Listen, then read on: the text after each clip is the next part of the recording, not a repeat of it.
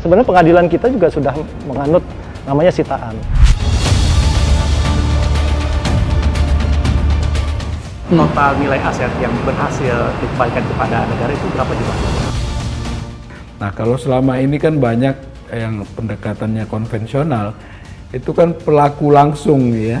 Tapi siapa di belakang? Beneficial owner dari pemilik pelaku kejahatan yang ada.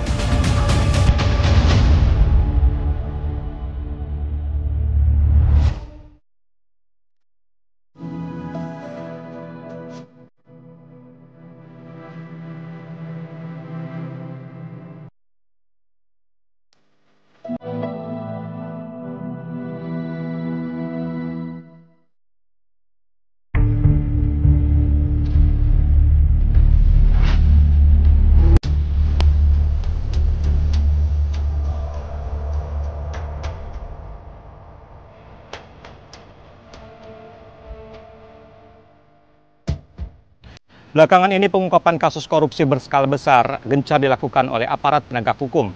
Indonesian Corruption Watch mencatat, selama 5 tahun terakhir, kerugian negara akibat korupsi mencapai 519 triliun rupiah. Pemerintah memiliki mekanisme untuk mengembalikan kerugian keuangan negara tersebut melalui sejumlah undang-undang. Seperti apa undang-undang tersebut diimplementasikan? Mari ikuti saya.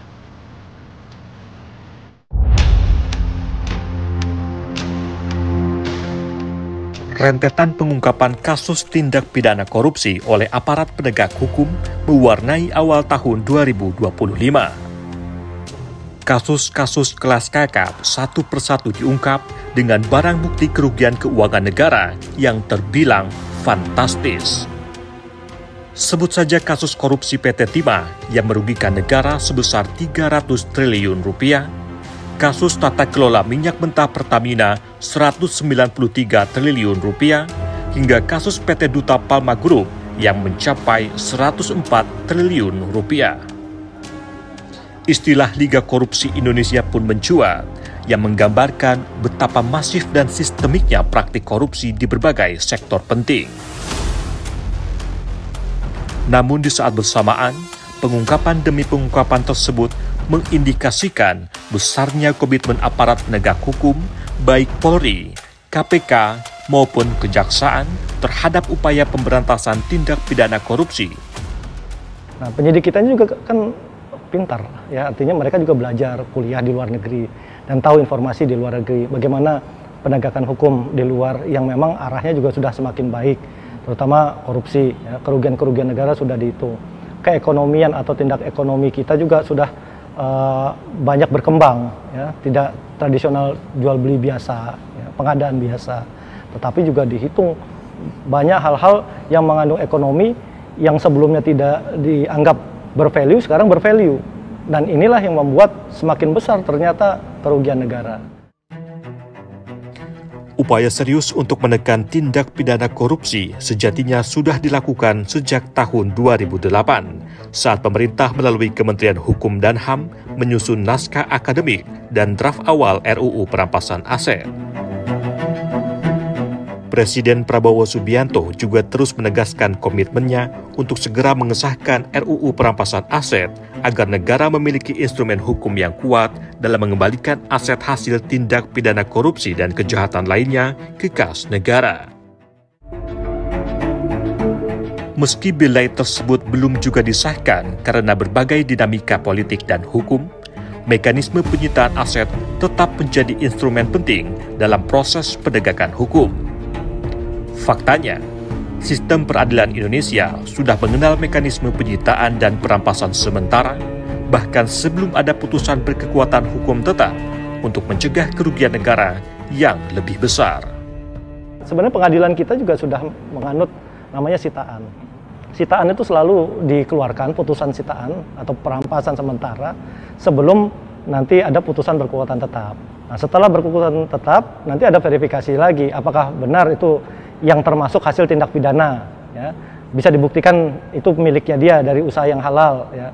Nah, hal-hal yang seperti itu kan bisa dipisahkan, gitu. Kemudian, tetapi kalau tidak segera disita, tidak segera dirampas, sementara perampasan sementara tidak dilakukan, itu akan menimbulkan nanti lebih banyak kerugiannya, gitu kan. Nah, hal-hal terutama hal-hal yang memang susah dibuktikan asal-usulnya, kemudian perolehannya secara tidak halal atau tindak pidana, itu kan gampang sekali bisa segera untuk kita deteksi dan dirampas. Pemerintah pun telah menetapkan mekanisme pengembalian harta hasil korupsi melalui sejumlah undang-undang yang berlaku. Salah satunya adalah Undang-Undang Nomor 31 Tahun 1999 tentang Pemberantasan Tindak Pidana Korupsi, sebagaimana telah diubah dengan Undang-Undang Nomor 20 Tahun 2001 yang mengatur tentang pembayaran uang pengganti dan proses lelang atas aset pelaku tindak pidana korupsi sebagai bagian dari pemulihan kerugian keuangan negara. Jadi barang yang bisa dilelang di KPKNL itu ada 3 kategori. Satu, ya, dalam proses penyelidikan itu ada persetujuan dari tersangka. Namun ini nggak mutlak, karena si penyidik punya hak subjektif untuk memastikan bahwa ini harus dilelang, karena kan bisa merugikan negara, bisa berbahaya kepada orang lain, dan barangnya cepat rusak. Ya, tetap akan lakukan eksekusi. Dan yang kedua, pada saat penyidikan, ya, pada saat sudah di lembaga peradilan, nah harus izin majelis. Ya, kemudian yang ketiga, kalau sudah ada putusan dirampas, otomatis eksekutor langsung mengajukan permohonan ke kita dengan tentunya dokumen-dokumen persyaratan sesuai dengan jenis barangnya. Seluruh tahapan lelang dilakukan dengan prinsip transparansi dan akuntabilitas. Dengan demikian, masyarakat dapat berpartisipasi dalam lelang dengan keyakinan bahwa proses lelang berjalan secara terbuka dan adil. Yang pertama, kita mencoba memastikan dengan portal lelang, dengan pengumuman lelang, ya, terus kemudian publikasi sendiri, ya. Di aplikasi yang kita bangun itu ada audit trail. Kita juga sudah dikawal oleh kawan-kawan dari Ijen, BPK pun juga sedang kadang-kadang audit juga. Nah, harapannya dari situ tentunya tidak bisa si pelelang ini melakukan apapun juga. Terus tidak ada pemenang lelang yang tidak menawar. Ya, nama itu ada di server. Servernya di Kementerian Keuangan, kami join domain. Jadi tidak bisa sembarangan kita buka, dan orang yang pakai pun akan kelihatan siapapun juga. Ini dari sisi teknologinya. Untuk menjaga kepercayaan publik terhadap upaya pemulihan aset hasil kejahatan, keberadaan rumah penyimpanan benda sitaan negara atau rubasan menjadi krusial. Disinilah seluruh barang sitaan dikelola secara tertib dan akuntabel sehingga proses lelang maupun pemusnahan dapat dipantau dan diaudit secara terbuka oleh berbagai pihak.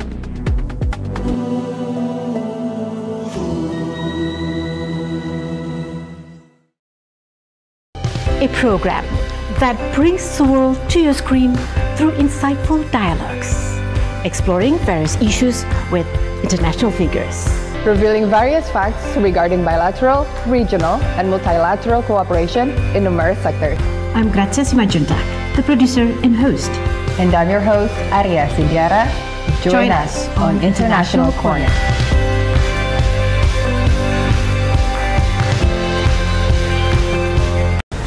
Halo pecinta sepak bola Indonesia. Tahu nggak, di 1952 ada Toni Pogasni, warga negara Yugoslavia yang harus lewati lobi politik dulu untuk latih timnas Indonesia. Nah, itu baru satu fakta. Masih banyak lagi hal seru dan fakta menarik tentang sejarah dan sosok-sosok penting sepak bola di tanah air. Saksikan hanya di Sport Antara.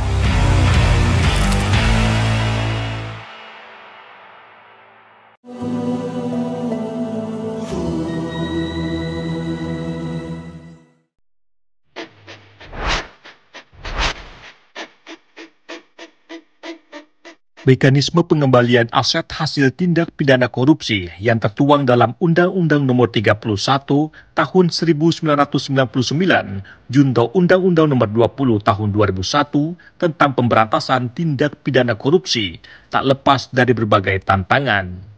Salah satunya adalah penurunan nilai aset selama proses hukum berlangsung.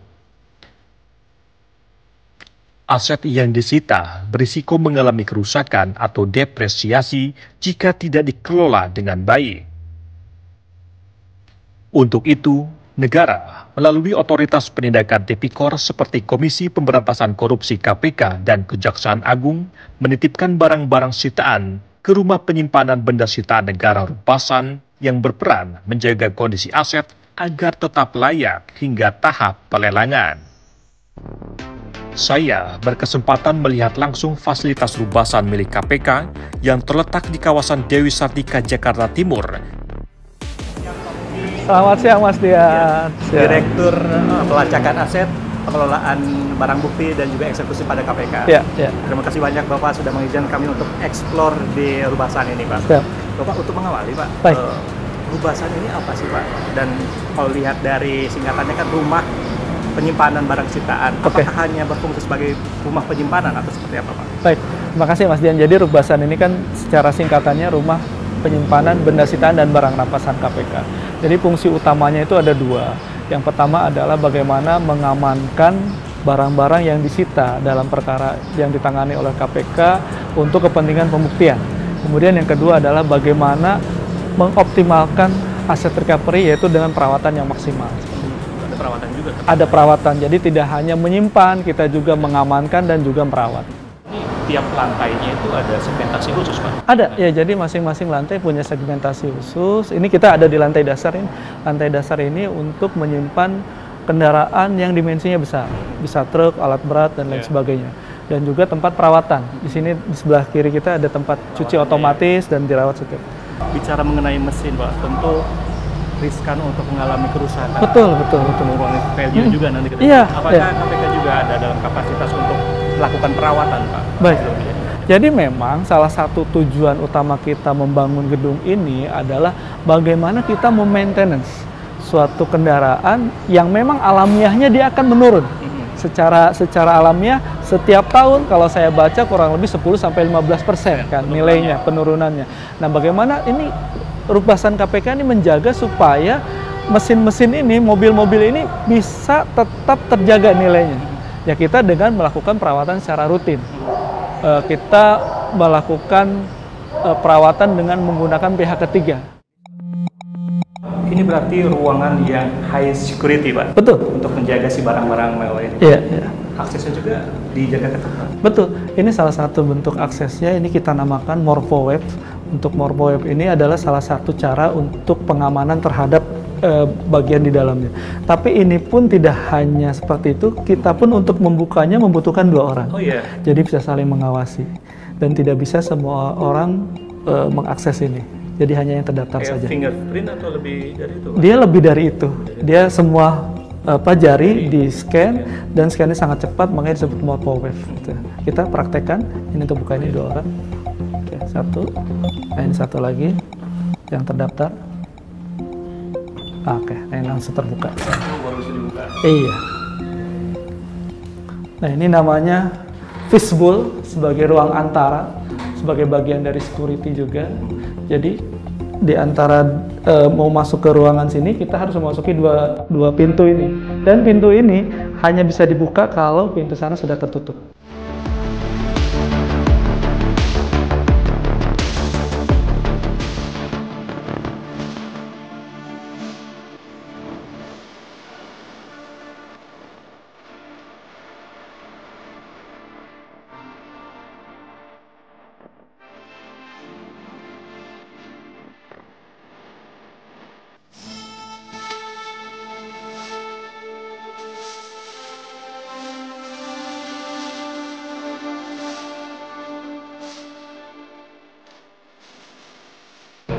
Pak, ini menjadi highlight mungkin Pak dari peran dan Rubasan ini mengenai pengembalian kerugian negara dari aset-aset yang dilelang. Selama tahun 2024 kemarin, total nilai aset yang berhasil dikembalikan kepada negara itu berapa juga? Kalau secara keseluruhan di tahun 2024 kita mencapai 739 miliar secara keseluruhan aset recovery. Tapi dari lelang itu sendiri kita mencapai kurang lebih 43 miliar. Upaya untuk meningkatkan penerimaan negara melalui optimalisasi pemulihan aset atau aset recovery dan penyelamatan keuangan negara harus diperkuat dengan kualitas hasil analisis dan hasil pemeriksaan aliran dana transaksi keuangan yang akurat. Pusat Pelaporan dan Analisis Transaksi Keuangan PPATK mengambil peran terhadap pemasukan keuangan negara, baik dalam bentuk denda maupun uang pengganti keuangan negara, melalui analisis transaksi keuangan yang menjadi rujukan bagi para penyidik lembaga anti rasuah.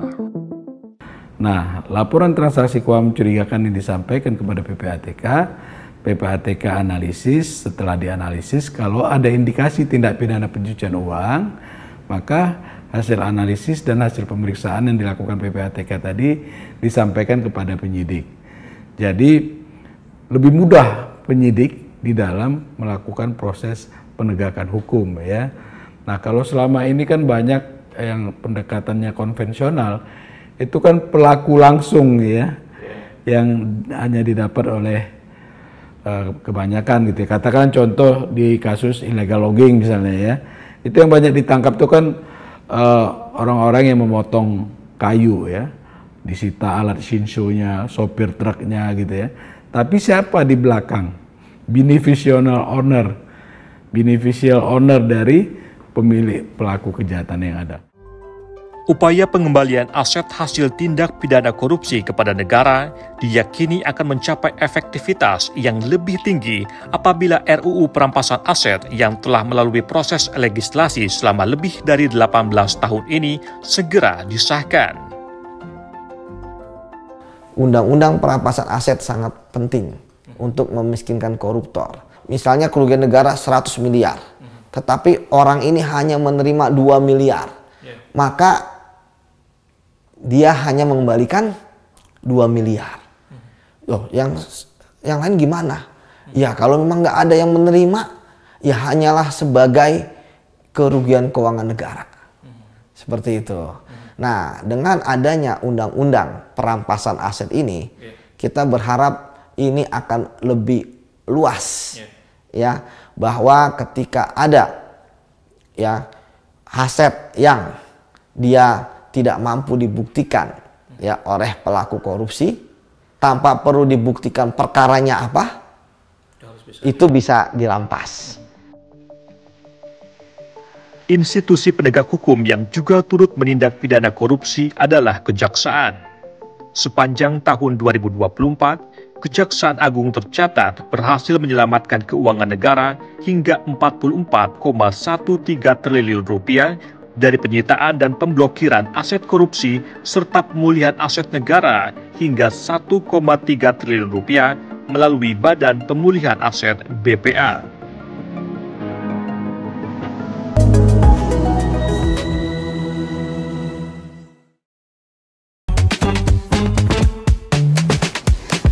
Obrolan seputar isu paling hangat jangan dengar dari sembarang sumber.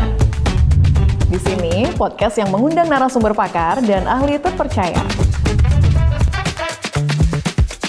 Podcast Antara On The Record, podcast Antara Close Up. Simak ya, hanya di antaranews.com/video dan YouTube Antara TV Indonesia.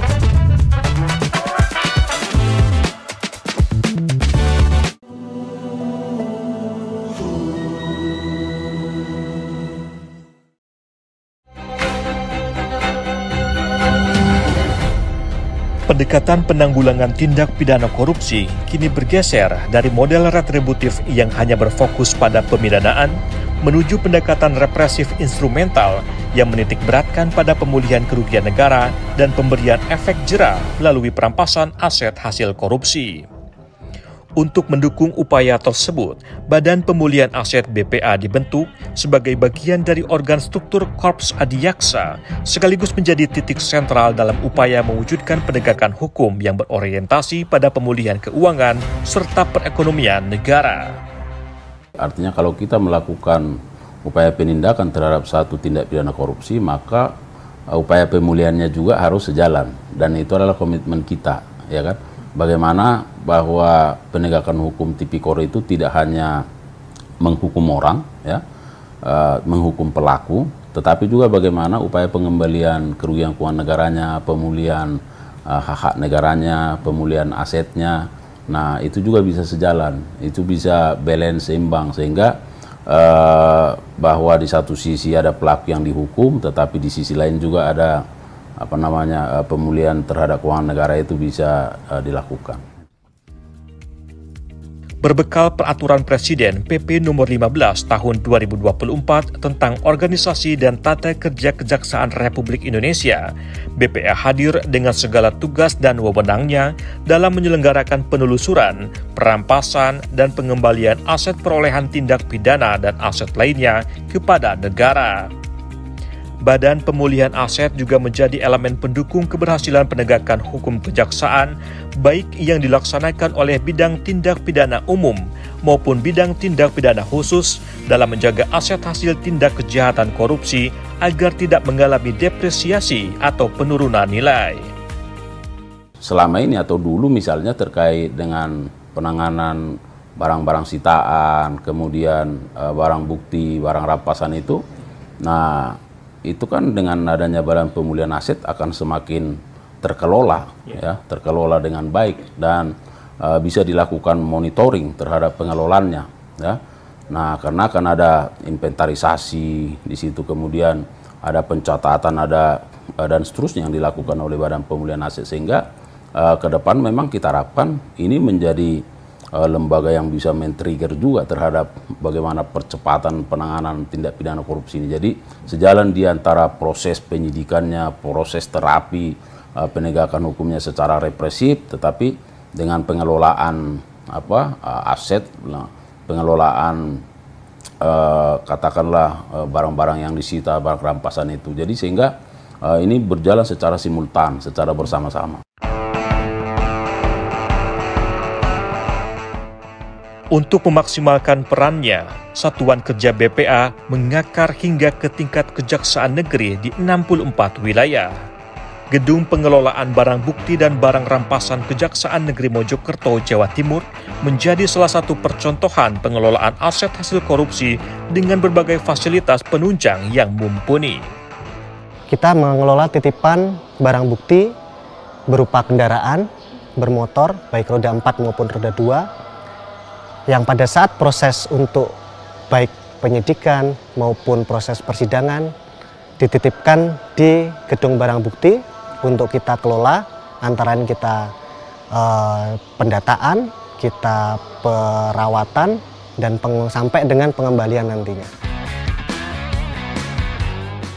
Pengelolaan aset di gedung seluas 8.000 meter persegi ini pun dilakukan secara profesional, dirawat dengan ketelatenan oleh para pekerja terlatih, sehingga seluruh aset dipastikan dalam kondisi baik dan tidak mengalami penyusutan nilai. Proses perawatan tentunya kita akan melakukan perawatan secara berkala, terus kemudian kita lakukan pengecekan baik terhadap mesin, terhadap kendaraan tersebut, sehingga nanti pada saat putusan ataupun nanti putusannya apakah dikembalikan maupun putusannya dirampas, itu akan maksimal. Apabila nanti putusan pengadilan negeri menyatakan bahwa kendaraan tersebut dirampas, maka kami akan melakukan proses antara lain juga kami akan lakukan penilaian kembali kepada pejabat yang berwenang, yaitu di KPKNL. Untuk selanjutnya kami lakukan pelelangan terhadap barang bukti tersebut, kemudian uang hasil lelangnya akan kami setorkan kepada kas negara. Aset tanah juga turut menjadi salah satu objek yang paling sering disita dalam tindak pidana korupsi. Pada praktiknya, penyitaan tanah kerap terkendala status hukum seperti sengketa kepemilikan atau tumpang tindih sertifikat. Untuk itu, Kejaksaan Negeri Mojokerto dan Badan Pertanahan Nasional BPN bersinergi menelusuri legalitas tanah sitaan, memblokir sertifikat, dan mempercepat proses balik nama agar aset hasil korupsi dapat segera dieksekusi dan diserahkan ke negara. Dalam rangka pencegahan BPN bagaimana aset-aset tersangka atau aset-aset koruptor itu tidak beralih. Oleh karena itu peran BPN tidak menerima pendaftaran peralihan atas nama koruptor atau tersangka itu kepada pihak lain. Nah, oleh karena itu dilakukanlah blokir dilakukanlah blokir internal maupun blokir berdasarkan permohonan dari APH itu. Upaya Badan Pemulihan Aset BPA Kejaksaan Agung bersama lembaga lain terbukti efektif dalam mengembalikan kerugian negara. Sepanjang 2024, Kejaksaan Agung mencatat sebanyak 1,32 triliun rupiah berhasil dikembalikan melalui lelang, setoran tunai, dan mekanisme lainnya. Hingga pertengahan tahun 2025, jumlahnya bertambah sebesar 600 miliar rupiah. Setali tiga uang, aset rampasan tak hanya menjadi sarana penghukuman, namun juga turut menjadi mekanisme korektif untuk memperbaiki dampak struktural dan sosial yang ditimbulkan oleh tindak pidana korupsi dengan harapan menumbuhkan kembali penyelenggaraan negara yang jujur dan berintegritas.